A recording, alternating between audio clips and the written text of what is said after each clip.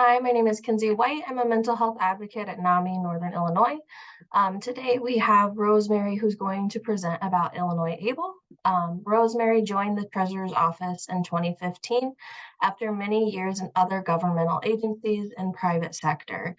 She transitioned to Illinois ABLE in 2018. She herself is disabled and can speak directly to others in the community about the benefits of Illinois ABLE. Rosemary has also been a successful community activist on numerous issues, including disability issues, for over 20 years. Rosemary is a graduate of Benedictine University, correct me if I'm wrong, in Leesville, Illinois, a BA and MBA. During her graduate studies, her emphasis was on economics and finance, which included a year-long sojourn to Cambridge University Clare College.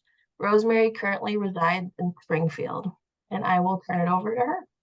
Great, wonderful. So let me get the PowerPoint up. So thank you so much for having me today. We're going to be talking about ILL-ABLE.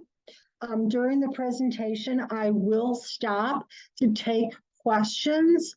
A couple of times during the presentation, I will also give my email address so that if you come up with a question after the program is concluded, you can send me an email and I will be glad to answer it for you. So let's get started. So who's going to benefit from the webinar today? It's going to be any eligible adult who has legal capacity, a parent or family member that has someone that is disabled, a person or organization that serves as a power of attorney or a guardian, a person, agency, or organization that serves as an SSA rep AE, and then anybody that is from the disability rights or advocacy organization community will benefit from this. So the things that we're going to discuss today are a review of the ILL-ABLE account basics, eligible adults with legal capacity, and how they can open and manage their own account. We're going to talk about authorized individuals, what their roles are and their responsibilities. And then we're going to talk about the order of priority in relation to authorized individuals. And then we're going to go through awareness of documents and forms and resources and where you can find them. And then checklist of some next steps to follow if you plan to open an ILL-ABLE account. And then again, we will take some questions. So let's get started. ILL-ABLE account basics. So what is ILL-ABLE? ABLE is actually an acronym that stands for Achieving a Better Life Experience. And this is a tax-free account for people with disabilities so that they can save and invest money for expenses related to living with a disability. And this means that it will protect you. And so that you can save and invest while keeping your federal benefits such as SSI, SSDI, and Medicaid. This is a tool in the disability financial planning that can stand alone or work with a special needs trust. So legislative program history. ABLE plan was passed by the federal government in 2014. The legislation was the Stephen Beck Jr. Achieving a Better Life Experience Act. And in 2017, the state of Illinois passed legislation that allowed ILL-ABLE plans to be created for Illinois and be administered by the Office of the Illinois State Treasurer, Michael Frericks, and that's where I work. Currently, as of 2021, there are 46 states, plus the District of Columbia, that administer ABLE plans, and Illinois leads an 18-state national coalition called the National ABLE Alliance, and those states have banded together with Illinois to make sure we have the most robust plan with some of the best investment option and some of the lowest rates in the country. And then in 2022, the ABLE Age Adjustment Act was passed and President Biden just signed it. And this is going to allow the age of onset change from the age of 26 to the age of 46, and that will go into effect in 2026. And also, we had a bill here in the state of Illinois that was just signed by the governor that mandates all schools provide Illinois Able brochures to be given to their students during IEP meetings. So, advantages of Able accounts. So, having an Able account will allow an individual to save $100,000 in the account and keep their benefits. So you will not lose your SSI or SSDI or Medicaid benefits by having an Able account. And there is no Medicaid asset cap. You don't have to spend down to avoid asset caps. You can save for meaningful expenditures. And what that means is if you are receiving SSI benefits, you know at the end of the month, you can only have $2,000 in your checking or savings account. And any balance above that $2,000 has to be spent. So you can, instead of just going out and spending it on whatever, you can take that money that's over the $2,000 limit and safely put it in an Able account and invest it or put it in the checking account option so that you have it when you really need something. And then we have alternative or add on to a special needs trust. So there are going to be some folks in our community that are never going to have the assets to afford to set up a special needs trust. Someone's not going to leave them an insurance policy. They're not going to be left the assets from the sale of a house. So Able works very well for them. And then those with special needs trust can also have Able. They do not mean, they're not exclusionary. You can have both. And I'll explain more about that in a few minutes. And then anyone can contribute to an Able account. So if you have a loved one that lives in the state of Illinois and pays taxes in the state of Illinois, they can take an Illinois state tax deduction up to $10,000 for filing individually or $20,000 for filing jointly if they give a contribution to a loved one with an Able account. So additional features of Able accounts. The eligible person, the person with a disability, is always the account owner and beneficiary. It is not in the name of someone else. It's always in the name and the Social Security number of the person with the disability. And then between January 1st of 2023 and December 31st of 2023, you can contribute $17,000 from all sources to an Able account. There is only one account per individual nationwide. So for example, I am disabled. I have my own Able account here with the state of Illinois. This means I could not go next door to Iowa or Indiana and open a second account. You can only have one account. And then there are no limits of withdrawals. There are no taxes or penalties for spending money from the account on what are called qualified disability expenses, or QDEs.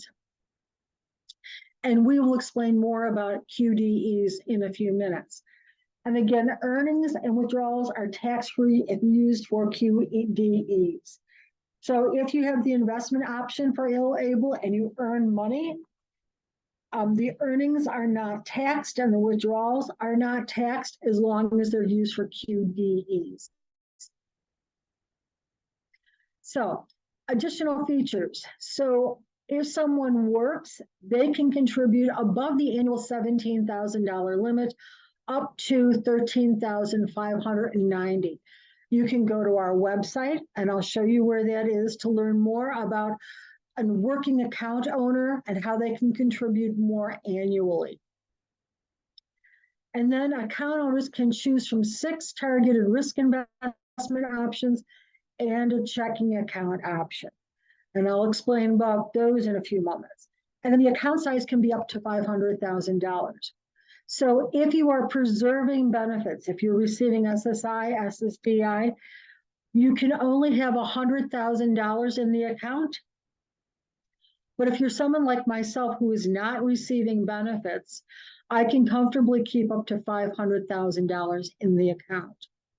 And then to open the account, you can open an account with as little as $25. ILL-ABLE accounts must be opened through ILL-ABLE. You cannot go to a bank or other entity to open an account. ILL-ABLE accounts are available to residents outside of the state of Illinois. So any United States resident can open an ILL-ABLE account. An example of that is the state of Wisconsin does not offer ABLE accounts. So we have many residents from Wisconsin coming to ILL-ABLE to open ABLE accounts for their loved ones. So contributions. So where can contributions to an ILL-ABLE account come from? So the account owner can make a direct payroll deposit from where they work.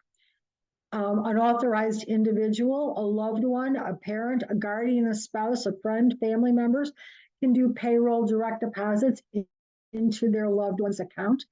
You can get money gifts from family, friends, and third parties to put into your account. Small inheritances, $17,000 or below. SSA benefits, you can directly deposit the entire SSA check, or you can just move the excess benefits at the end of any month into an ILL-ABLE account. Insurance settlements, $17,000 or below. Any tax refunds, $17,000 or below. And then distribution from special needs trust. Depending on how your trust is set up, you can put your distribution into the trust for a safe place to use and save the money. We have many folks that do that, whether it's quarterly, biannually, or annual distributions that they get. They have an ILL-ABLE account and they put it in there for ease of spending the money. And then we have many folks that are saving for something special or something large. We have a young lady who's saving for a vehicle. She has cerebral palsy, and she's had several fundraisers over the past couple of summers saving so that she can buy a disability-equipped vehicle. And then we have UGift. UGift is kind of like Zelle or Venmo, but it's through our website, and it's a secure place where you can have someone get a code and then do a direct movement of money from their bank account to your ABLE account or to your loved one's ABLE account. And regarding SSA benefits, you have to remember that the person or entity that contributes the SSA funds has to be the person who has the fiduciary responsibility and manages the SSA accounts for the disabled individual, the account owner. So you have to be directly responsible for those accounts. So the nuts and bolts. So who's eligible to open an ILL-ABLE account? So the first criteria is that the individual's disability had to begin before the age of 26. So I'll give you a couple examples. One is we have an infant that's born and has a disability. Mom, dad, or a guardian can open the account because the person has a disability that started before the age of 26. And then there's someone like myself. I am well beyond the age of 26. And in 2017, when we started, Illinois ABLE was available to everyone. I opened an ILL-ABLE account in 2017 because my disability started at birth. I have a congenital birth defect. So I have a disability that was onset before 26, but I in turn opened my account even though I was over the age of 26. And then again, we have a change coming. So in 2026, the age of onset goes to 46. So it's going to move from 26 to 46 in 2026.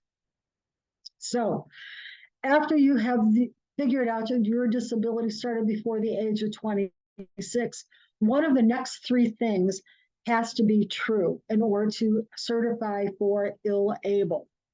One is The onset had to be before 26, and then you were entitled to SSI or SSDI because of a disability. You don't have to be receiving it, but you have to be entitled to it. So, for example, I myself am entitled to SSI, but I do not receive SSI. I've been very lucky and blessed that I have not needed to get the supplemental security income payments.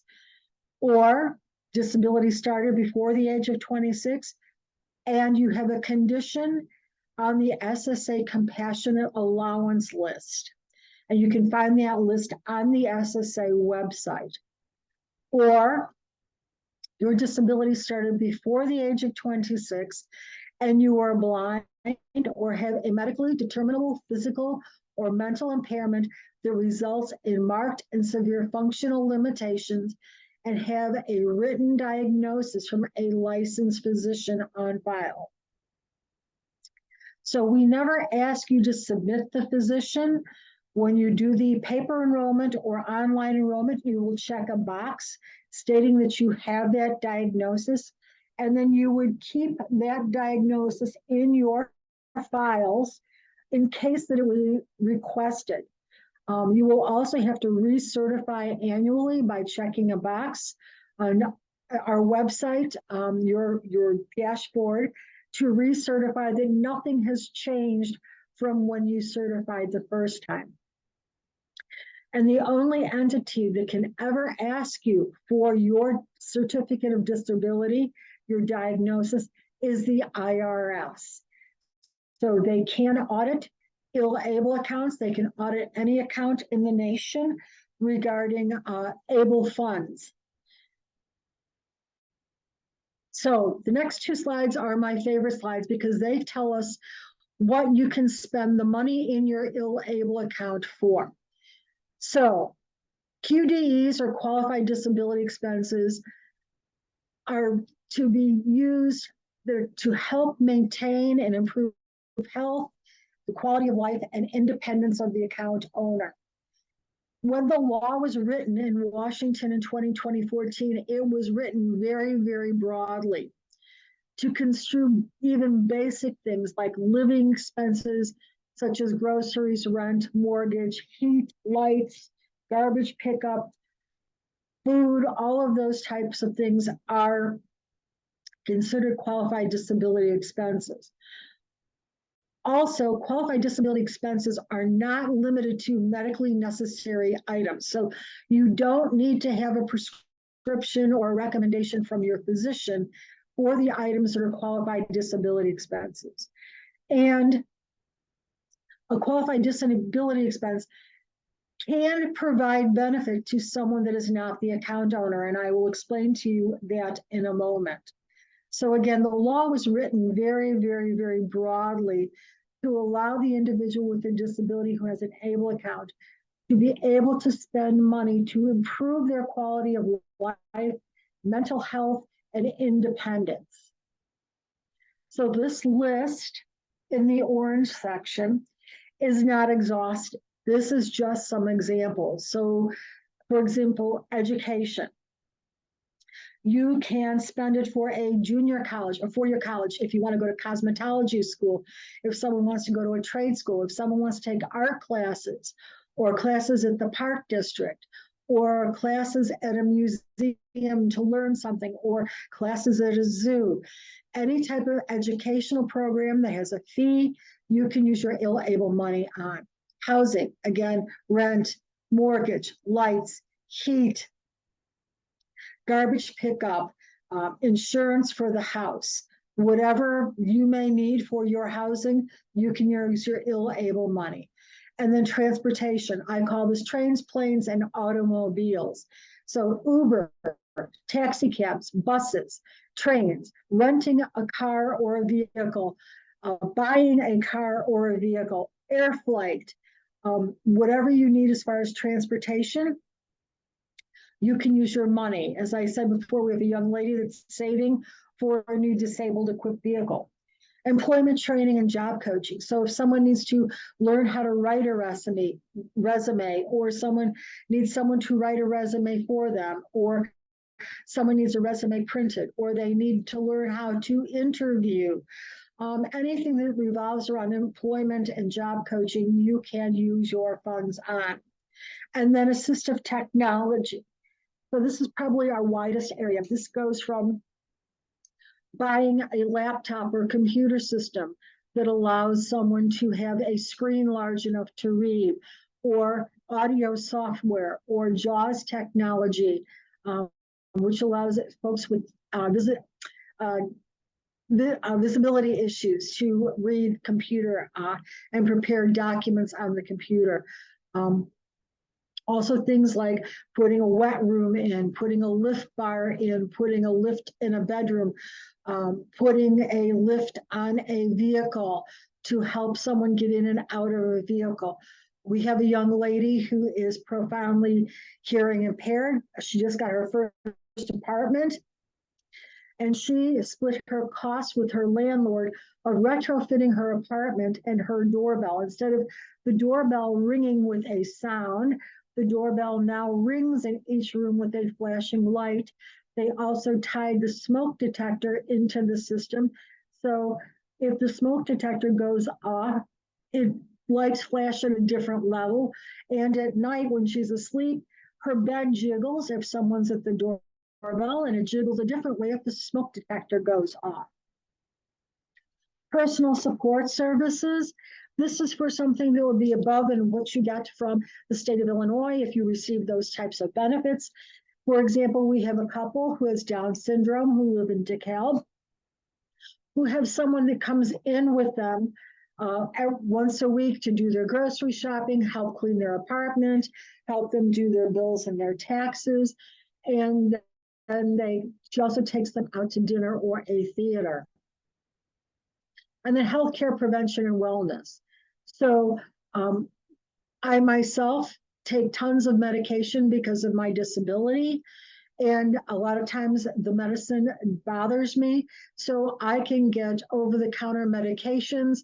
I use my ill-able money for the coverage of those things.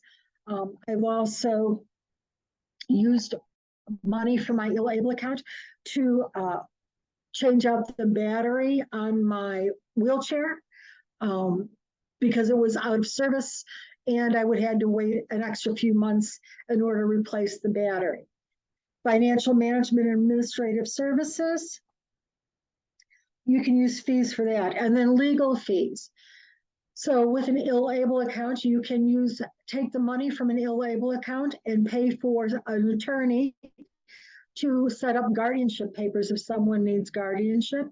You can also use ill-able and the funds to contract an attorney to create a special needs trust, legal fees being taken out of your ABLE account. And then funeral and burial expenses. Whatever your last expenses are, you can use ill-able. I myself am doing a prepaid funeral, and I have the money coming out of my account monthly for my funeral. One thing that you need to know is that you must keep your receipts for any qualified disability expenditures, because again, as I mentioned before, the IRS can question you on the expenditures. So if they were to audit you, you would have to produce the receipts and explain the use of the money for those receipts that you had. So I will stop and take some questions. We have a question now. So what would be the benefit of having both a special needs trust and an ABLE account? I can't direct you as far as that. They're two different products. So for example, an ill-able account is used right away. So with a special needs trust is not going to be funded until such time as someone dies and leaves a large insurance policy or the sale of a house. With an ill-able account, you can fund it a little bit at a time over the course of years to give a nest egg until such time as there's enough money for the special needs trust. You also get tax savings by putting money into an ill-able account. Again, Illinois state tax deduction, withdrawals from an ill-able account and earnings on the account are all tax-free and penalty-free. And again, we have folks that have special needs trusts that put their distributions from the trust in the ill-able account. And then again, if you have an ill-able account, you can use the money in the account to pay for the attorney's fees to create the special needs trust. So they're symbiotic, they go together. We have another question. It says, I am actively funding my daughter's special needs trust and it is tied to our other benefits like life insurance. That's why I asked. So again, it's being funded by a life insurance policy. This is not, you can't put that much money into this account. There are two different usages, and again, they go together. So it depends on what type of trust you have and how it's set up. Okay, we'll go on. So ill-able offers different types of saving and investment plans. So we offer 6 targeted risk investment options. And with the risk investment options, you choose. You choose what you invest in. We do not direct you into where to put the money. These investment options are never through the state of Illinois. We don't see the money, we don't touch the money. They are with Capital Group American Funds, BlackRock, Vanguard, Charles Schwab, and Sallie Mae. Again, these are some of the highest rated funds in the country. And you would choose from the investment options, which go from aggressive to conservative. Now, there's a fee on these accounts, and there's an annual percentage fee charged once a year, and it goes between 0.33 to 0.30%, depending on what you invest in. And then we have a checking account option. The checking account option is with Fifth Third Bank. You cannot go to the bank to open these accounts. You have to enroll online through Illinois Able. Illinois Able or ill-able is a 529A plan. So there's special requirements for this. That's why you cannot go directly to the bank. And the bank that is partnered with us is Fifth Third. You will receive a real-time debit card. This is not a preloaded card. It's a regular debit card that we all have in our purses and pockets today. There's unlimited check writing. There are no overdraft fees. This is an FDIC insured account, and there are over 40,000 free ATMs across the country. And you make a minimal amount of interest between 1% and 2% on the checking account. So as far as what you can choose to just put money in the investment option, or you can choose to put money in the checking account option. Or you can choose both. So for example, I myself, I have money from my paycheck that goes to my Able account, and some goes directly into the investment option, and some goes into the checking account option. So again, the money is there. You can use it at any time. You don't have to wait until something is fully funded. As long as there's money in the account in either investment or the checking account, you can use it tomorrow. So if you put money in today, you have money in the account tomorrow, you can take the money out. So what are the fees for an ill-able account? So there is an annual account maintenance fee that is charged quarterly. So it's $58 a year for paper delivery, which is $14.50 once every 3 months, once every quarter. Or if you take paper e-delivery, it's $33 a year, which is $8.25. And then if you use the targeted risk investment options, there's that annual asset-based fee between 0.30 and 0.33%. And then if you have the checking account, there's a $2 monthly fee that covers your state because just like with a regular checking account, you would get $2, charged for $2 for your statement. But if you take an e-delivery of your statement, that fee is waived.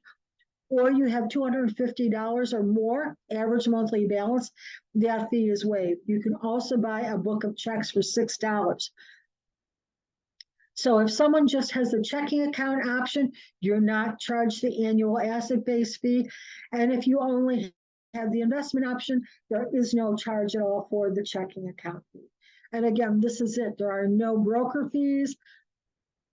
There are no hidden fees. There are no extra fees. This is all that is charged on an IL-ABLE account. So who can open an IL-ABLE account?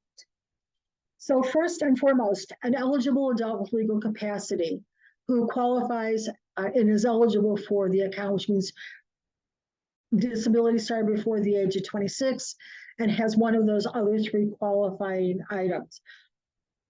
They can open and manage an account for themselves, or someone that we call an authorized individual, or IA, and they are a person or an entity.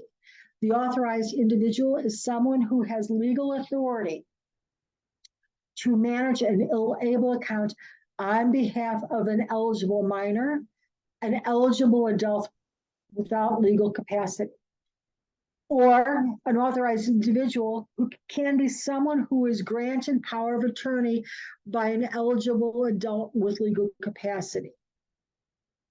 So that is what an authorized individual is. The role of an authorized individual. An authorized individual is a trusted individual or entity, organization that has legal authority to manage an IL-ABLE account on behalf of the account owner. The authorized individual must always administer the account for the account owner's benefit. And federal law prohibits authorized individuals from acquiring any beneficial interest in an IL-ABLE account during the account owner's lifetime. So, eligible adults with legal capacity can open and manage an account for themselves. Or, if they need to, they can grant power of attorney to a trusted person, a loved one, or an entity to act as an authorized individual on the account. So they would give them a power of attorney, and then both the account owner and the authorized individual would have equal signatory authority on the account. They can both transact on the account, they can both monitor the account. And last but not least, the account owner can remove the person with the power of attorney at any time. So let's say I'm an adult with legal capacity, I have my own account. If my disability started to get terribly bad and I knew I needed help, I could authorize someone through a power of attorney to help me. And if my condition came back under control, I could then take the person with the power of attorney off of the account. So starting on November 20 of 2022, the IRS codified the rules and regulations for ABLE plans across the country. And in their codes of what governs an ABLE account, they put in place an item called an order of priority. And we call that generically the hierarchy. And this order of priority that was put in place by the IRS lists the highest person who has the most right to the account to the bottom, which is the person who has the least amount of right to the account. So on the left in the blue section is the order of priority. So the first individual who can act as an authorized individual is someone who receives a power of attorney. So they're at the top of the list. So if you have an eligible adult with legal capacity and they give someone a power of attorney, they are the highest on the order of priority. The next highest individual in the order of priority is a legal guardian with legal documentation saying that they are the legal guardian of either an adult without legal capacity or a minor with under their care. Then the next person is a spouse. And then below a spouse is a parent. And then below the parent is a sibling, and below the sibling is a grandparent. And last but not least, the SSA rep payee. So you have to remember that you need to identify where you fit into the hierarchy, order of priority. And then when you fill out your documentation, your IL-ABLE enrollment, either online or paper, you have to certify under penalty of perjury that you are the person that you claim you are in the hierarchy. So if you check the legal guardian box, you are going to certify that you are the legal guardian. And that there is no other individual or entity that is willing and able to act as authorized individual that ranks higher in the hierarchy. So you have to remember you're going to be certifying to this. So for example, if an SSA rep payee opens an account for someone as an authorized individual, but there's actually a legal guardian, the legal guardian can come in and take the account over. So you have to make sure that you know what you're certifying to, and you have to make sure that you are the highest person in the order of priority to open the account. And then in some cases, you may be required to submit documentation. So you may need to send in a copy of the power of attorney or the guardianship documents or whatever documents you may need to open the account. So I've got a question here. I will answer the question. So the question reads, the Social Security website mentions that individuals selecting ABLE accounts to receive benefits should adhere to the general regulations and applicable to all beneficiaries. Therefore, if someone higher in the hierarchy is authorized individual, should we refrain from depositing ABLE funds into the account? I'm still not sure what you're asking. Rep payee. So again, if you're a rep payee, you have to be the authorized individual on the account in order to put the money in, which means that you would have to make sure that no one above you is willing or able to handle the account or wants to handle the account.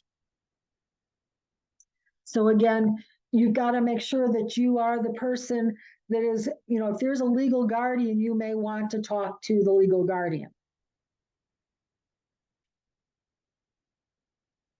Okay, so the next question that we always get that people are always very, very interested in, and that's what happens if someone passes away. So this depends on the account owner's specific circumstances and their specific state law. So you have to remember, first and foremost, this any ABLE account is a living account. This is not to build wealth for the next generation. This money in the ABLE account is to be used for the betterment of the individual with disabilities life while they're alive. So what you should know currently is that even though you can contribute $17,000 a year into an IL-ABLE account, most of our ABLE accounts have an average balance of cumulatively of $9,000 or less. And the reason for that is because ABLE accounts are transactional. We have people that put money in and then use the money. They have to buy something for the individual with the disability. They need to spend money for the individual with the disability. So the account is very transactional. There's money going in, there's money coming out. Our balances are not that high. So that's one thing to remember. The other thing too is, as I mentioned before, if someone does pass away, the loved ones on the account, the authorized individual on the account can place into the IL-ABLE account any outstanding bills that had not been paid that are qualified disability expenses and funeral and burial expenses. So I'm doing a prepaid funeral, but if I wasn't doing a prepaid funeral and I passed away, my loved ones could submit my funeral expenses to my ABLE account and it would be paid. So that's what you've got to remember to start with. The next thing to is that Medicaid can make claims if the funds from an ill-able account go into the estate of the deceased account owner. So that means if you take the money out of the ABLE account, once the money comes out of the ABLE account and goes into the estate of the deceased account owner, then Medicaid can recover. The next thing to remember is that not everyone is going to qualify for recovery for Medicaid services. So not every person that has a disability, that has an ABLE account, has used services from the federal government or the state that would trigger Medicaid benefit recovery. So for example, I myself would have never used anything for Medicaid. There's many of our folks that don't, and so recovery would not be the issue. So, and again, it's recovery depends on what type of Medicaid benefits the person with a disability received after they opened their ill-able account. And then next, in Illinois, we have passed laws to limit Medicaid recovery, and we're in the process of implementing those laws. The next thing that you have to remember is if you have moved to Illinois and the person with the disability received Medicaid benefits from another state, that other state could come in to take the money out of the deceased person's estate. And then Illinois has allowed successor beneficiaries to be named by the account owner while they're living. So at the time of death, after all last expenses are paid, the remaining funds can be transferred to that new beneficiary, the successor beneficiary.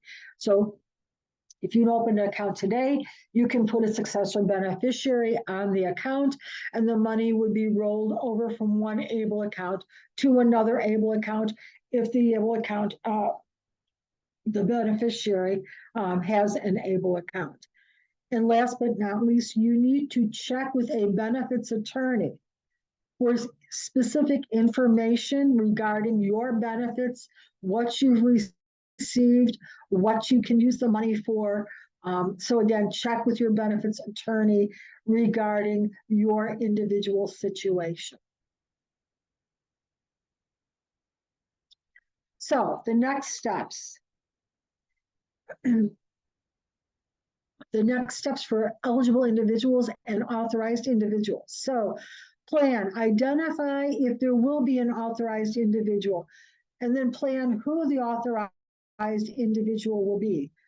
Then learn and read more in our plan disclosure booklet. And we also have a program called What Type of Investor Are You?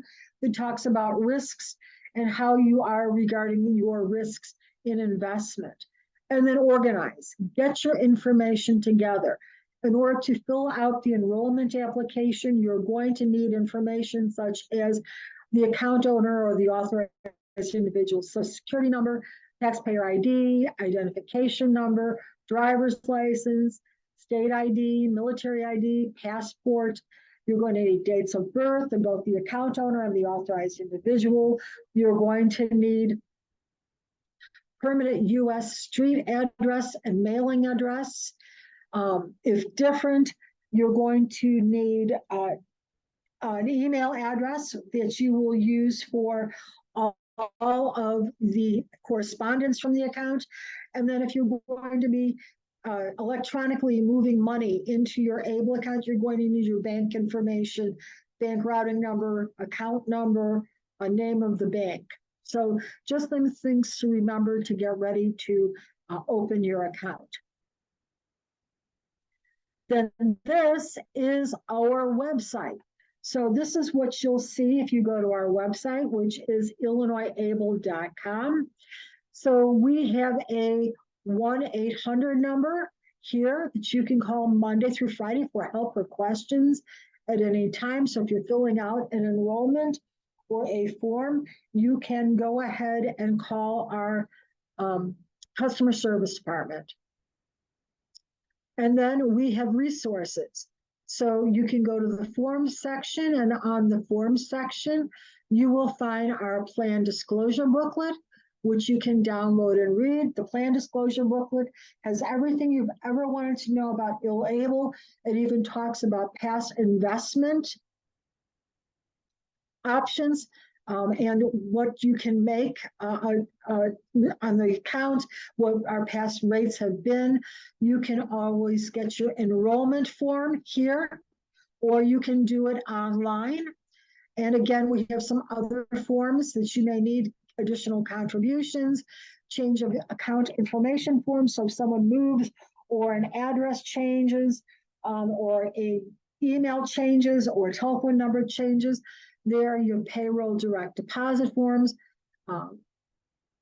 You have rollover forms. You can roll over a 529 college savings plan, earned income contribution certificate form, withdrawal request form, power of attorney, small estate, affidavit, and authorized individual form. You can go to other sections of the website, and you can learn about Ill-Able and how it interacts with your public benefits. You can learn more about qualified disability expenses, contributing to an ABLE account, Ill-Able and working account owners. So if you go there, you can learn all about how it works to contribute more money to your Ill-Able plan. You can also learn about the Savers Credit with the IRS. You can learn, again, who's eligible. So everything I talked about today, plus more, you can find here on the account. So this is the place to go. This is one-stop shopping for Ill-Able, for all your needs. So again, you can open an account for as little as $25. You can do it online, or you can download a paper application and then mail it in. We have customer service. It's available Monday through Friday, 8 a.m. to 5 p.m. And again, Illinois ABLE accounts must be opened with Ill-Able. You cannot go to a bank or a financial advisor or an attorney or any other entity to open an account. And then Ill-Able accounts can be opened by people from other states. And again, if you live in a different state, check your home state's ABLE program first. Then we have a monthly newsletter that's actually coming out this weekend. So if you want to sign up for the newsletter, the Access ABLE News and Updates, I highly recommend it. We talk about changes in the plan, upcoming information, things that are going on, how other people are using the money in the account. You can sign up at ABLE at illinoistreasurer.gov, or go online to our website, illinoisable.com, to sign up for the newsletter. So these are your Ill-Able team. Fernando Diaz is our Chief Financial Products Officer. JJ Hanley is our Director. Stephanie Canner is the Deputy Director, and that's me all the way on the right. I'm the Program Manager. I'm the person to answer questions. Please write my email address down. It's RLAUDANI at Illinois, spelled out, treasurer, spelled out, .gov. And I will be glad to answer any questions that you come up with after the fact. Okay. It says, I was given information that if an account has an authorized entity associated with, the member cannot utilize the checking option and must opt for the investment choices. Yes, that is correct. At this time, if an entity does open the account, then the checking account option is not available to them. Are there any other questions?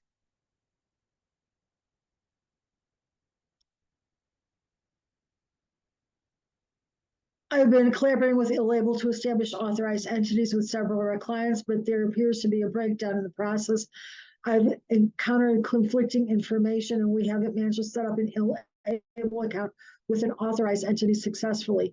Is there a new So I would suggest you write down my email address and then send me an email and a phone number where you and I can talk, and I can help you get the train back on the track, LaShawna. So hopefully you and I can get together and talk over the next few days.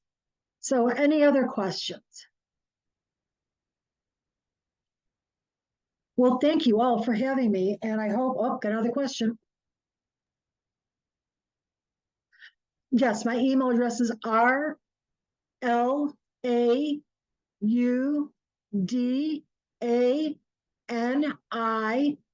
at the word Illinois, the word treasurer.gov.